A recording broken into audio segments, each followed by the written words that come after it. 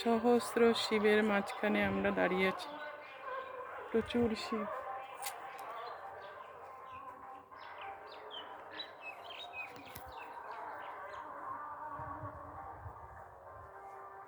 আর ওইখানে বুল আছে, বুল।